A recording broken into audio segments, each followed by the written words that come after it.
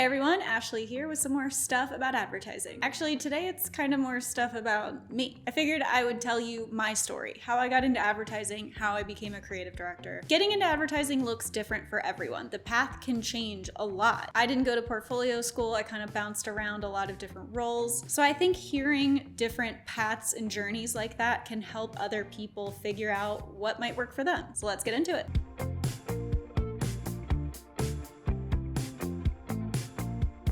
So when I was younger, I had a lot of different aspirations for what I wanted to be when I grew up. I wanted to be a lawyer, a teacher, a professional cheerleader, a fashion designer, a choreographer, an orchestra musician, a photographer. Pretty much any hobby I picked up became the flavor of the month for my future occupation. And obviously, advertising was not in that list. I didn't know that was a thing when I was younger. I understood what commercials were and what ads were, but it never dawned on me that that was a career. So I went to college for chemistry. I cannot believe I was a chemistry major. Like, thinking back on that, it just blows my mind. I thought I was going to become a pharmacist. So sophomore year, I was sitting in my organic chemistry class, absolutely hating my life, thinking, I can't do this anymore. If I went on to become a pharmacist, I would have to do a whole lot more chemistry, and I wasn't liking it at all. So I had a little crisis. I'm a very type A person, so the idea of completely changing my career trajectory and my major was like a huge deal for me. I was freaking out. So I went to my counselor's office and I just sat down and I was like, please help me, I don't know what to do. And I feel like it was fate because they told me that they had just introduced a new major. Like, that month was when they had released this new major. It was called Information, Communication, and Technology. It was a combination of the IT program, Information Technology, and the Communication program. And they were like, this is a brand new major, this might be good for you. And what made that so perfect and enticing for me was YouTube. In my college days, I had a YouTube channel, and it was like my biggest passion back then. I loved making videos. I loved being funny and creative online. I was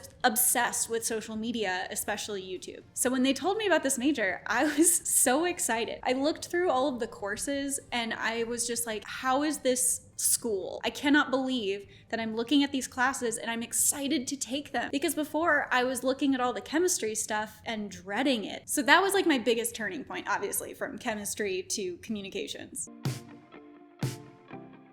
Since that major was such a new thing for the college, they actually needed help promoting it. So I joined this on-campus group of social media obsessed people who wanted to help get the word out about the new major. That was kind of my first foray into doing something like this as an actual career. Shortly after that, I went to a career fair on campus, and there was this small local social media agency that was looking for interns. I went up, gave them my resume that was pretty much just serving and the thing I was doing on campus, and they gave me a job. So in that role, I sat in a corner of a very small office along with the other interns and created social media content. It was basically an early version of a community manager. We were writing social content for like Facebook and Twitter. We were responding to comments on the brand's pages. We were scheduling posts, doing everything that kind of a community manager would do. And that definitely cemented for me the idea of doing this full time and making social media my career. After that internship, I actually went to work for the college's study abroad program. They didn't really have a social presence, so I helped them build a Facebook page, build a Twitter page, get their YouTube going. And this is back in like early Facebook days. Like, I'm talking when Facebook pages still had landing pages. You probably don't even know what I'm talking about because that was so long ago. But Facebook had like any brand page that you would go to, there was like this big image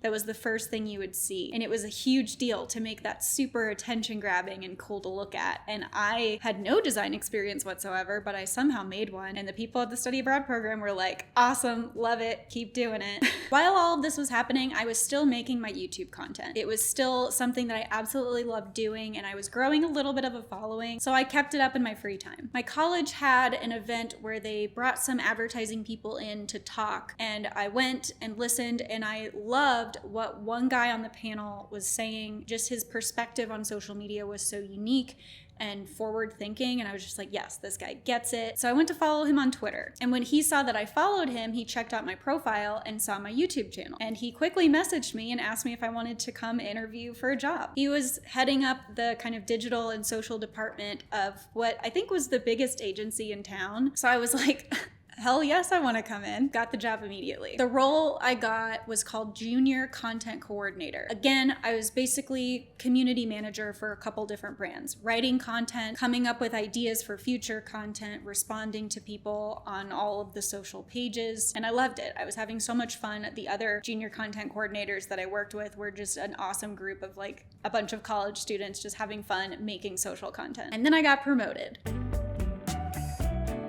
They promoted me to digital content manager, which sounds like a very specific thing, but honestly, because social media was so new back then, it kind of encompassed a whole lot of things. I had multiple brands that I was managing social for. There was one main brand that took most of my time, but I think I had, I don't know, anywhere from 3 to 6 clients at a time. I managed a team of other juniors who were helping me make content. I was kind of acting as creative director when I look back at it. I was talking to clients, I was presenting social content to them, I was directing the team of writers and art directors and designers who were actually making the content. I was doing the monthly reporting of how our social pages were doing and presenting those to the clients. I was working with the PR department and making sure that all the content was kind of cohesive with what they were doing. Because the social team was so small, and again, people didn't really understand social media that well back then, we were kind of left to our own devices for the most part. And so because of that, I was getting experience in so many different realms of agency life. It was like I was account, creative, strategy,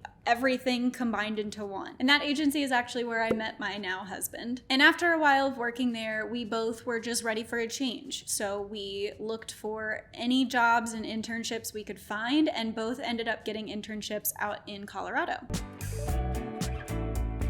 So remember how I said that I was doing reporting as a digital content manager? My life was very hectic in that role. I had a lot to do. I was extremely busy working very long hours.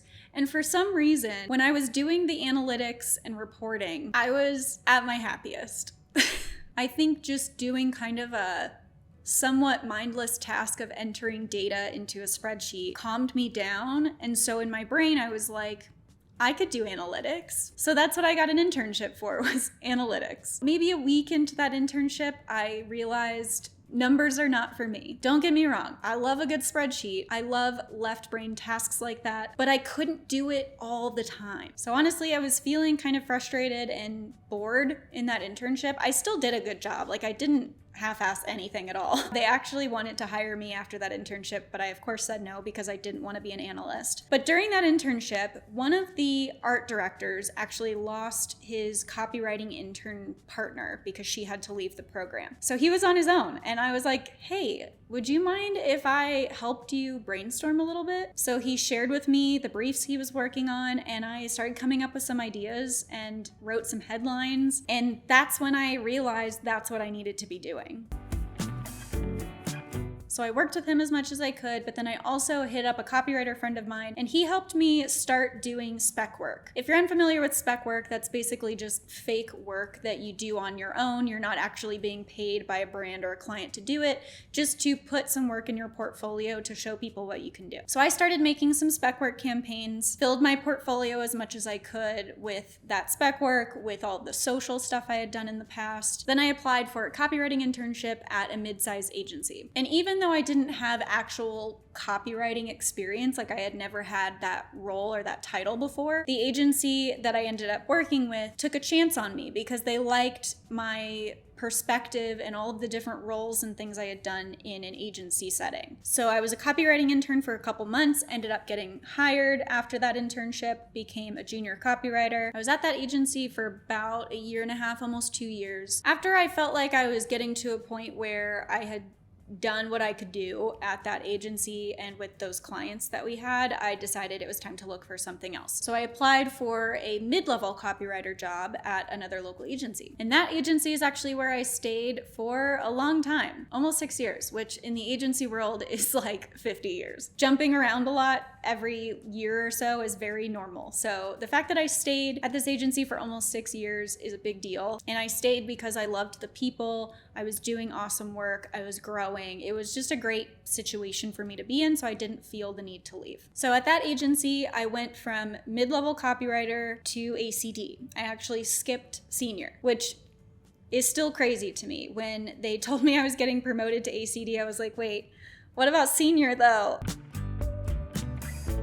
The reason I got promoted to ACD instead of senior was because I was kind of already doing the job of an ACD. I was leading a pretty big account. I was kind of the head creative on it, actually. So it just made sense for me to be put in that role so I could make the decisions I needed to make and have that authority to continue running that account. So I became ACD and I freaking loved it. I absolutely love leading a team, mentoring them, helping them get better, clearing a path for them to do what they need to do and make great work. I don't mind talking to clients. It's not my favorite thing in the world, but I can do it. I can do it well. I felt like I was in a really good place. My ACD partner and I started leading more and more accounts. We started kind of separating from each other and leading our own accounts, acting as creative directors. And we did that so much that they eventually promoted us to creative director. I definitely found myself doing the job before I got the promotion. So when they saw that I was being a creative director, they were like, we're making you creative director. Being creative director was like that big milestone that I had always looked forward to. Like, I'm finally Don Draper.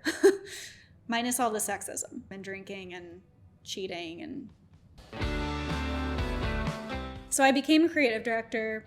I'm feeling myself. I'm feeling my leadership duties. And then I just had this little inkling in my head that I needed to do something different. I needed a change of pace. I wanted to work with different clients. I was just feeling a little stale. That's why a lot of people, I think, jump from agency to agency, is they do what they can with the clients they have, and then it's time to move on. And that's totally fine. It's not knocking the agency that you're at. It's not knocking the clients that you're working for. It's just this industry is so fast-paced and it moves so much. Things change constantly and our careers kind of follow suit. That variety is what keeps us interested, especially creatives. Like, we need variety to thrive. At least I do. I don't know. I don't want to speak for everyone, but I really need that variety. So I felt like it was time for a change of pace.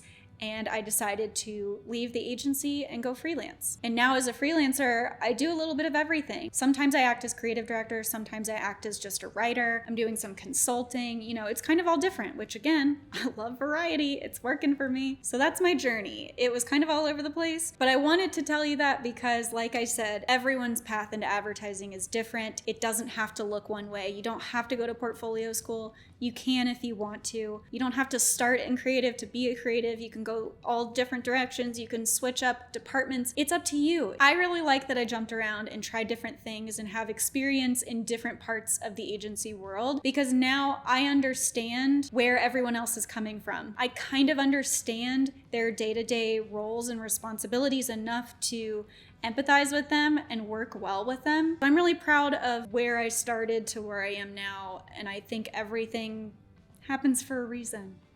God, that's so cheesy. I think all of that has made me a better creative director, a better thinker, and a better manager. And freelance may not be the end of my journey. I may go back full-time at some point. I may stay freelance for 50 years. I have absolutely no idea what my plan is. I'm just gonna kind of roll with it and see what happens. I would love to hear what all of your journeys are like and what your path into advertising has been like. So please share that in the comments if you feel comfortable doing so. And thanks for watching.